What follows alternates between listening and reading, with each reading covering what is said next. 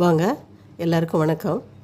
இப்போ வந்து ஒரு கடாயில் ஒரு டேபிள் ஸ்பூன் கிட்ட எண்ணெய் விட்டுக்கோங்க. கடலெண்ணெய் இல்லைன்னா சன்ஃப்ளவர் ஆயில், ரீஃபண்ட் ஆயில் விட்டுட்டு கடுகு கொஞ்சம், சோம்பு ஒரு 1/4 ஸ்பூன் போட்டுக்கோங்க. போட்டுட்டு பச்சை மிளகாய் ஒரு 2 பச்சை மிளகாயை மெலிசாக கட் பண்ணி அதில் சேர்த்து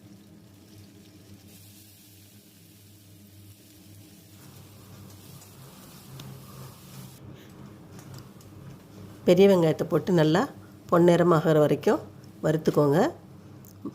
வதக்கின பிறகு பாவக்காயை கொட்டி 1 நிமிஷம் லேசாக மூடி வைங்க.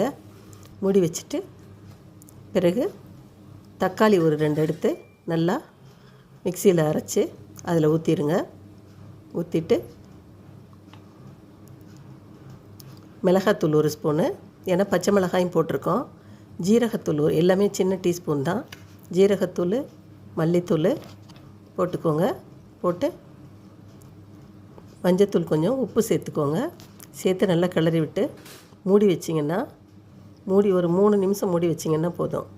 நல்லா உடனே நல்லா பஞ்சு மாதிரி வெந்துடும் அது. இப்போ எல்லாருமே நான் வந்து சுகர் இருக்கவங்களாம் நான் கூழ் தான் குடிக்கிறேன், ஆனால் எனக்கு சரியாகவே மாட்டேங்குதும்பாங்க. கூழ் குடித்தாலும் அது கூட வந்து காய்கறி சாப்பிட்ணும்.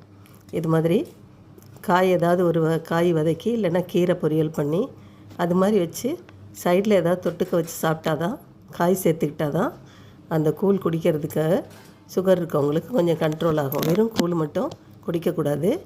இப்போ வந்து நான் கேழ்வரகு கூழுக்கு தான் இது செஞ்சுருக்கேன். இது வந்து ஒரு 3 பேருக்கு தான் செஞ்சுருக்கேன். இன்னும் நிறைய பேர் சாப்பிட்ணுன்னா நீங்கள் அதுக்கு தகுந்த மாதிரி காய் நிறையா வச்சுக்கோங்க. நல்லாயிருக்கும், உடம்புக்கு சுகருக்கும் கண்ட்ரோல் ஆகும். அடிக்கடி நீங்கள் இது மாதிரி செஞ்சு சாப்பிட்ற சுகர் கண்ட்ரோலில் இருக்கும். பெரிய பாவக்காயும் இது மாதிரி செய்யலாம். இப்போ வந்து கம்மங்கூழ் அதில் ஊற்றி அது சைட் டிஷ்ஷாக வச்சு சாப்பிட்றதுக்கு தான் செஞ்சுருக்கேன். நீங்களும் அது மாதிரி சாப்பிட்டு பாருங்கள்.